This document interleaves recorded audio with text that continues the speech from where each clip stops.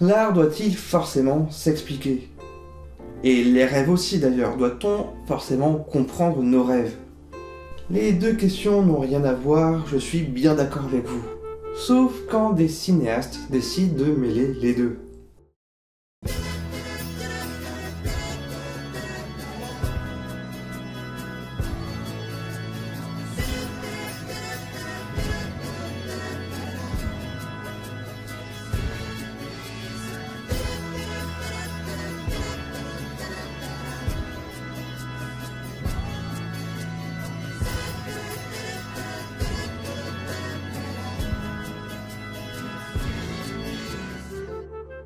Quel souvenir gardez-vous vraiment de vos rêves? Sur l'instant, tout vous paraît cohérent, mais au réveil, tout s'effondre. Tout devient absurde et inexplicable, avant de sombrer dans l'oubli. Un rêve, c'est un peu comme un film qu'on se crée nous-mêmes dans notre esprit. Le scénario en moins, dirons-nous. On garde cependant à l'esprit des images tantôt floues, tantôt nettes, qui nous ont fait ressentir pléthore d'émotions. Combien de fois nous sommes-nous réveillés en sursaut, le cœur palpitant? Au réveil, on s'est tous déjà demandé d'où venait ce rêve et s'il y avait une explication derrière.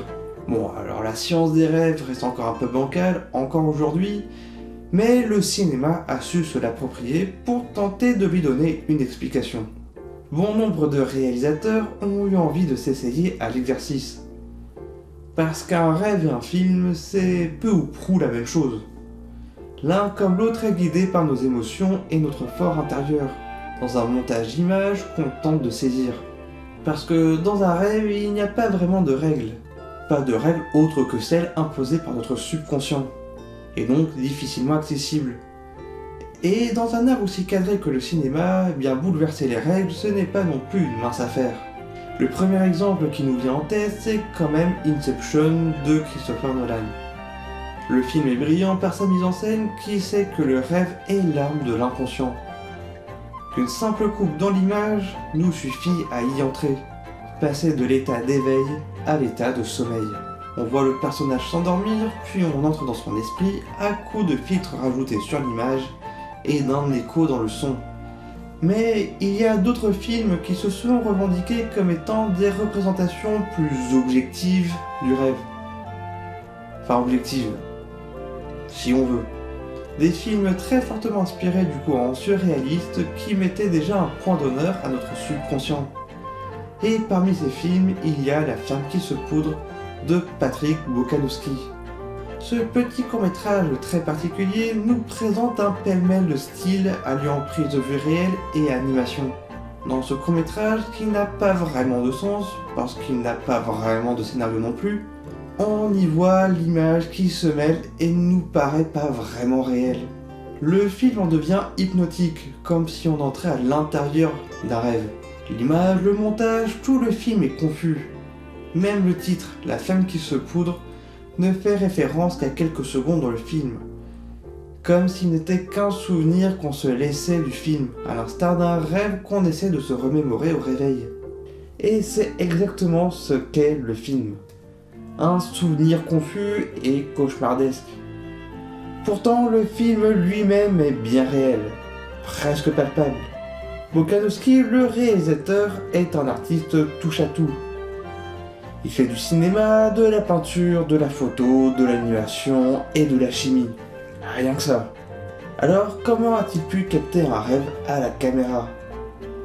Tout d'abord parce que Bokanowski ne s'est pas seulement contenté de filmer des images, mais aussi de gratter la pellicule, lui donnant cet aspect aussi contrasté.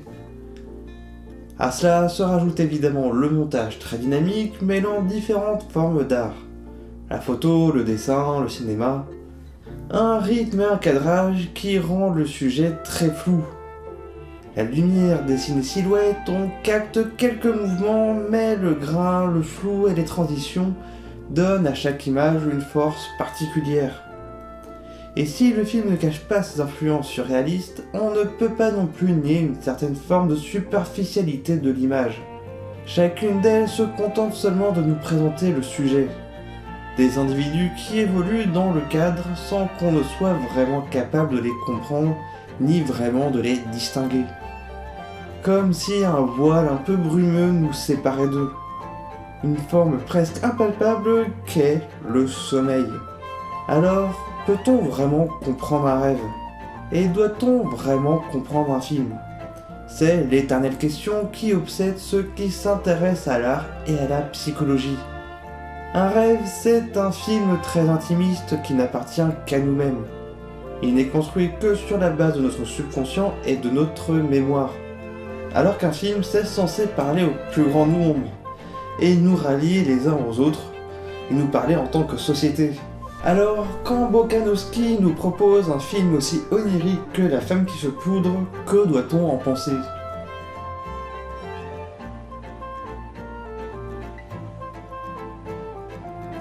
I'm pretty tired. Peut-on vraiment analyser une œuvre pareille? Et puis, peut-on vraiment comparer le cinéma et le rêve? Si dans la forme, le rêve et le cinéma semblent s'approcher, c'est même plutôt indéniable de toute façon, que peut-on vraiment penser du fond? Tout simplement parce que derrière La femme qui se poudre, il y a déjà un énorme travail, quelque chose de très artisanal, mais avant tout une vision très instinctive que le réalisateur a voulu donner au public. Chacun peut alors recréer sa propre narration et y rattache ses propres émotions, ses propres images.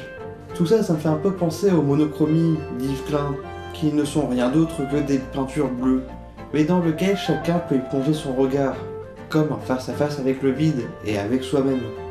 Tarantino disait que plus un film nous est personnel, plus il sera universel. Bon, je me doute bien que La femme qui se poudre ne peut pas parler à tous les publics. Et le film a beau permettre à chacun de projeter son propre subconscient, il n'en reste pas moins un film, une création soumise aux intentions d'un artiste, et donc à son propre inconscient.